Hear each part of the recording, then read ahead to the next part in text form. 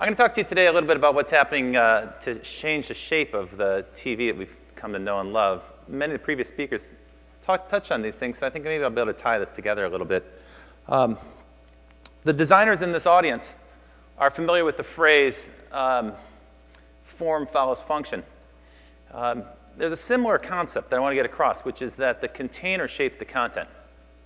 And the idea there is that if you think about content, it's sort of like water, and it's contained inside of something. If you've worked with telecommunications or cable operators, you know exactly what I'm talking about, because the bounding box they create around your content is very defined. So that's the container, and then the content inside of it kind of flows through that pipeline to the end user. And so what I do with my career is I tend to work on new containers that are coming out. And with digital media, well, the digital media means that the content can kind of flow across everything. So it's sort of spilling outside and sloshing around, and stuff from one bucket's going into another. Briefly, my background, I've had the opportunity to launch new services on just about every platform that's been introduced in the last 20 years, starting with multi-channel television outside the United States. I launched MTV in about 22 countries. Then I came back to the US. I wanted MTV to get into the internet. That was 1993. We didn't have computers in our offices at the time. They didn't know what I was talking about. So I left there and started a game company in California, one of the very first companies to put games on computers. And that was a great, fun experience for me. I learned a ton about software, and that led me to doing things that are a little bit more connected. So I had this dream that somehow you could connect computers together with televisions a little bit early in the early 90s. But soon enough it happened. I went to Sony Pictures, where my job was to link up all their TV brands with the web. And so I created some of the first multiplayer games, some of the first soap operas on the web, some of the first distribution deals for video on the web in the late 90s. And I also created Sony's interactive TV department, which is when Stephanie and I had a chance to work together, pioneering what was then, we thought, going to be the most interesting new innovation, because the cable systems were talking a great game. They were going to introduce these great new set-top boxes that could do all this interactive stuff. It never really happened, with the exception of the TiVo. I moved on to wireless. And wireless struck me as a really great opportunity for some of the reasons that Kevin had just mentioned, which is that it's, even in the late 90s, you could see just from unit sales, it was going to be ubiquitous. And back in the late 90s, the idea that most of the world would access the web through their mobile phones seemed preposterous. And the only thing that was even more preposterous than that idea was the idea that you could watch video on a phone. So naturally, I joined the first company in the world to put video on mobile phones. And with Packet Video, we launched video in 40 countries around the world. The US was the last country we launched it in, because we're sort of behind in terms of wireless technologies. So I've had the chance to take content and put it on different platforms. And what I've learned is that it's really hard to do. It's hard to do it because this is a medium that's changing so many ways and so fast. It's hard to actually talk about the nature of the change. You can't pin it down and say, oh, well, it's becoming participatory media, and that's where all the problems reside. Well, that's where some of the problems reside, but not all of them. So what I started to do is think about the vectors of change. And if you can trace these vectors of change, then you can start to say, oh, now I see what set of problems I'm working on, whether they're design problems, business model problems, or technology problems. The first one is the big shift, which is the shift from a one-way network to a two-way network. And we're all aware of that today. With broadband internet access penetrating more than half the houses in the US, and some countries outside the US, far more than that, the audience is now used to talking back to their television. They're used to doing things to get their TV set to respond, much like the Clay Shirky comment that Kevin just left us with. Next idea is that the presentation of content is no longer presented in pattern against a schedule that's decreed by some executive in BlackRock. But now it's on demand. And by on demand, I don't just mean on demand on cable. I mean the end user has so many ways to time shift and move content from one gizmo to another so that they can enjoy it on their terms on the device that they like. The power to program has been relinquished by programmers, and it now resides in the hands of end users. That's a huge shift. Another one is that the format has changed. So video as a fixed media product, much like music, is in real jeopardy. Because once it's a fixed media product, well, then it can be file shared and sent anywhere. And so if you have any hope of preserving the value in your content, you've got to turn it somehow into an interactive product, because then the responsive elements, well, those can reside on a server, and there's some measure of engagement. And that's precisely the logic that was behind MTV's, the TV show you just saw at the Hills.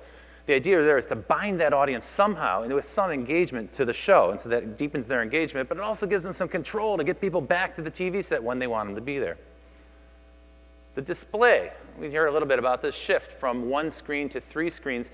That's not as easy as it sounds. I've dealt with this, and I've dealt with this idea of multi-screens simultaneously, and that's hard. One surefire failure is to take a TV show and try to jam it into a telephone. It just doesn't work. You've got to reformat the content to make it appropriate to that device.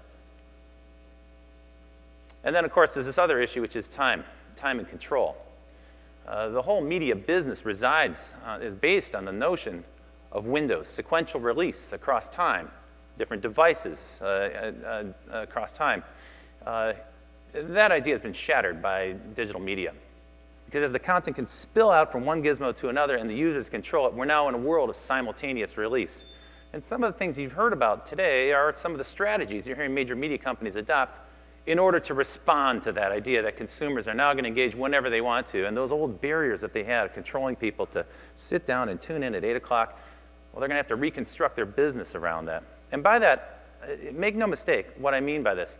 If you were to visit any major motion picture studio in Los Angeles, you'd see that the physical architecture, the plant, the buildings that these executives live in reflect their fundamental economics of their business are based on windows of a sequential release.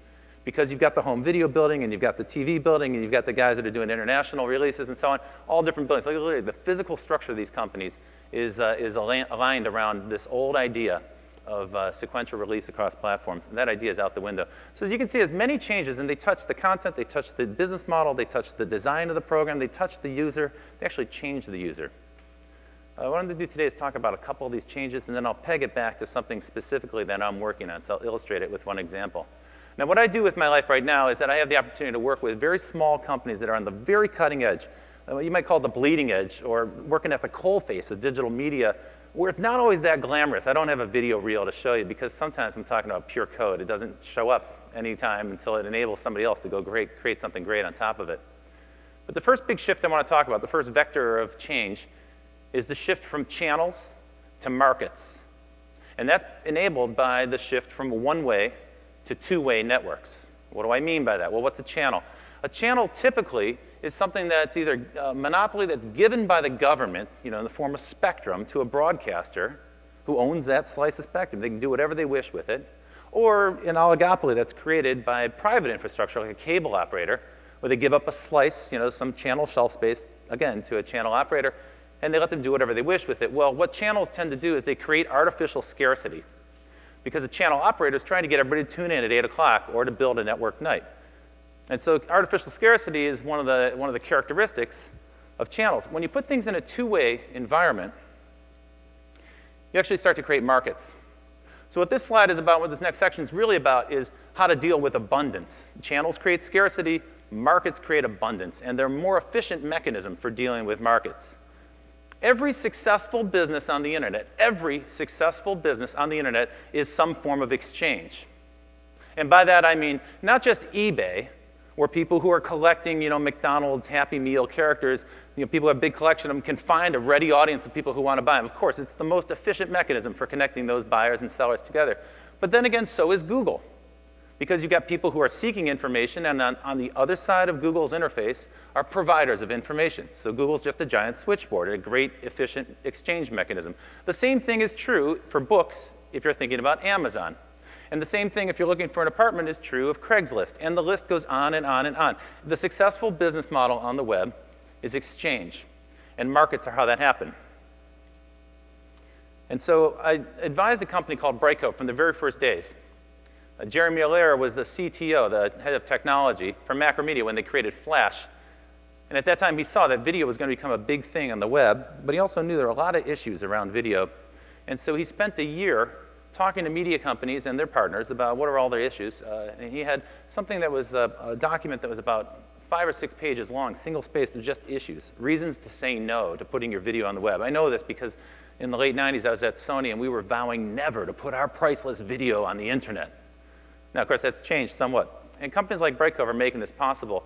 And the way they're doing it, as you can see on the slide behind me, is that they're actually creating an exchange mechanism. They've created a marketplace for buyers and sellers of content. Now, you might say to me, well, hang on, isn't YouTube the most efficient mechanism using the model I just gave you? Yeah, well, that is true. If you want free content, YouTube is a fantastic mechanism for exchange. That doesn't serve the interests of the content owners particularly well.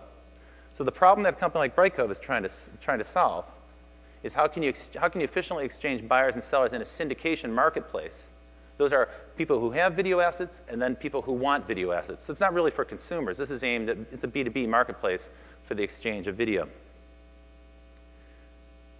The next concept in my mind is this one, a very familiar concept, from passive viewer to an active participant. We've heard about a whole bunch of ways to make that happen. Now, the people who participate in content, you know it's a small minority. You know, most people don't participate. Most people sit there and watch, even when they're looking at YouTube. So very few people on YouTube are going to post a comment. Very few people are going to post a video clip. So it's a very tiny percentage of people who are participating in any meaningful way, particularly as content creators. About a couple months ago, I was in Australia at an event called XML. It's a great event that brings together people from all over the world. And I heard Stuart Butterfield, the founder of Flickr, talk. Now, Flickr's a really cool site. I mean, people know Flickr. It's a photo sharing site. It's all about sharing. And someone asked a question of Stuart. They said, well, what's the motivation here? Why are people sharing their photos for free? And you might ask that, why are people posting videos for free on the web? It extends. His answer was quite interesting. He said they're doing it because they want to form a relationship. So you're sharing photos with your family and friends, of course. That's one mechanism. But he said there's a second idea there. The second motivator is that people are motivated for recognition. And some people are sharing content because they want to persuade. Go look at any blog that has anything to do with this election right now, and you'll see exactly what I mean about people participating when they want to persuade somebody. You'll see these incredible debates going on between Republicans and Democrats, supporters of one side or the other. I look at this and I say, okay, I get what's going on. The people who are driven to participate are people who are seeking some kind of validation. They've got an idea, they've got a picture, they've got a story, they've got something they want to share with other people, but they're really looking for that stamp of approval. There's importance here for brand owners. And that is that people project themselves imaginatively into brands that they really appreciate. And you know this exactly. How many people own a Ralph Lauren polo shirt? Anyone who wears it is telling you something about themselves. There's that little polo horse. It's ubiquitous. If you go to Asia, same thing. People love those polo shirts. They're telegraphing something about themselves through the purchase of that shirt that's got that brand logo on it. Same thing is true with people who wear Nike or people who wear FUBU and so forth. So we do this with our clothes all the time. But we actually imaginatively project ourselves into all kinds of things, including content. So we want to identify with content. We want to identify with brands. And we're seeking that validation that there's other people like us. And social media, the kinds of experiences that Kevin just referred to, social media is a great way to get that validation because the other people like you. They might not be in your town, and they sure aren't at the water cooler the way they used to be 20 years ago when there were only 4 TV networks to speak of. Now those people are geographically dispersed, and so you connect on the web, and that's where you find out and get the validation that there's other people like you, and they identify with the same things. What I've found is the brands that work best for this are brands that polarize, that really polarize. And that is to say brands that people either love or hate, but there's nothing in the middle. So I started a company called Comedy.com with 3 other guys. Some of them were from the TV business. I happen to be from the internet and technology business. With Comedy.com, we had this idea that comedians weren't being served. Now, if you know any comedians, you know exactly what I mean.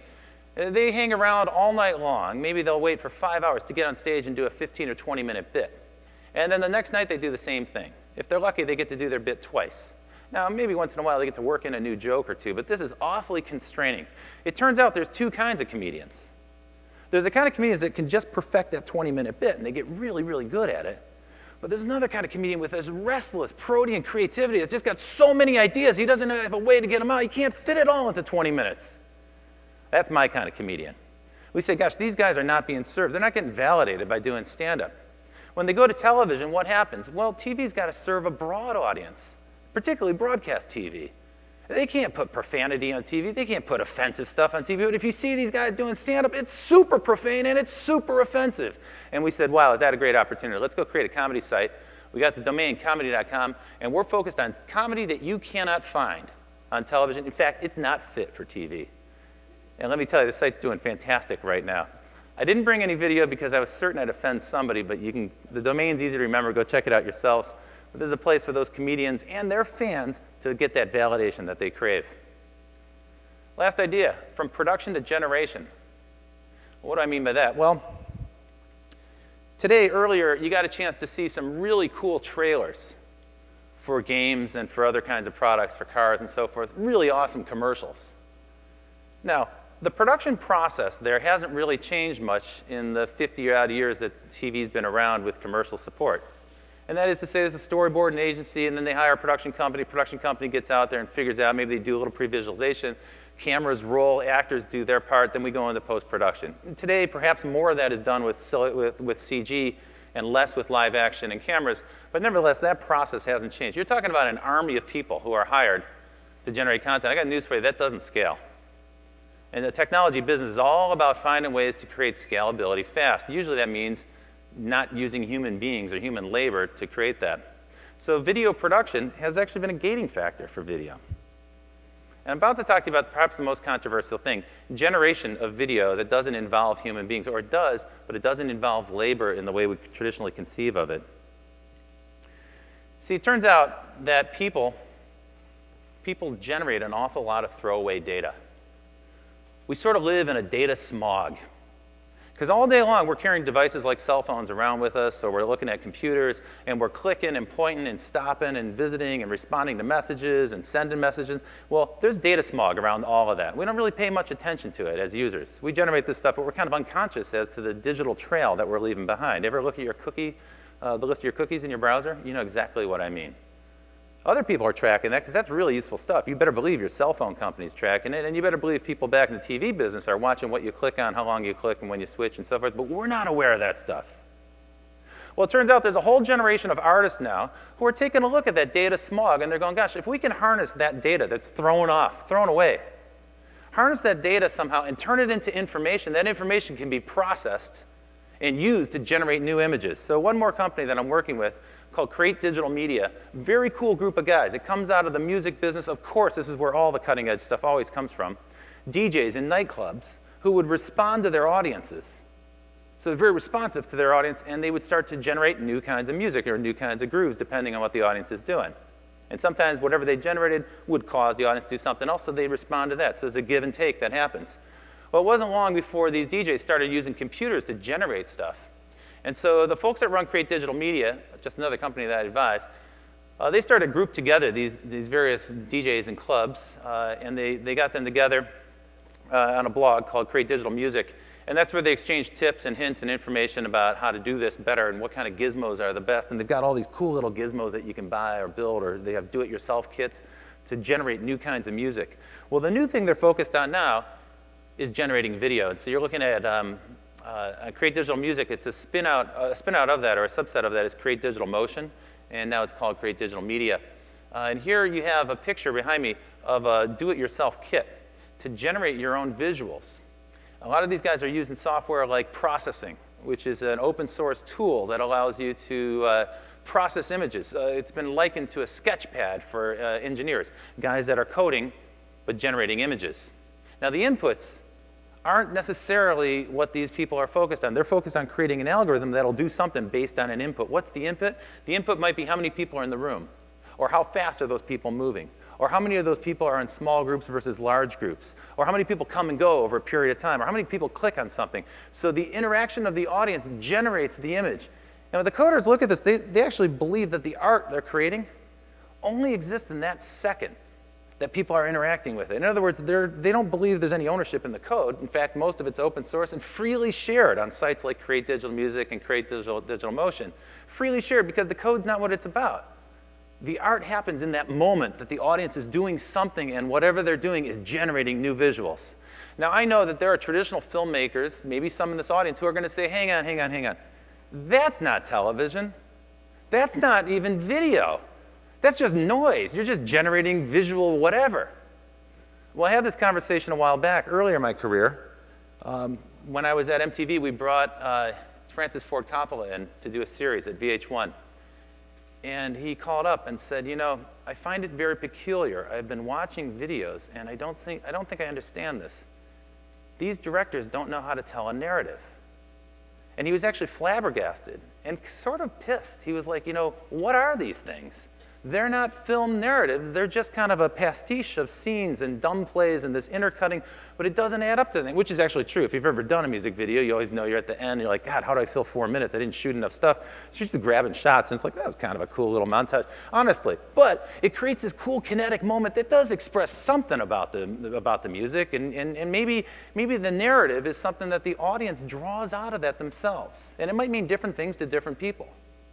And that was really shocking back in 1987. It was unthinkable to a traditional filmmaker that this type of storytelling could even constitute a story. It wasn't really valid as a storytelling mechanism. And so for those who are in the audience today who are focused on kind of defending a traditional media business, I urge you to consider these trend lines, all the things on the right side of those arrows, because that's where things are going. We might not be there yet. Maybe this stuff I'm telling you about is at the very beginning time, and it may not be that impressive visually to you yet. It might not make any sense at all, but the main message there is that that's where the audience is going. That's where the creative folks are going. And where they go, the rest of us are likely to follow. That's it for my presentation. Thank you.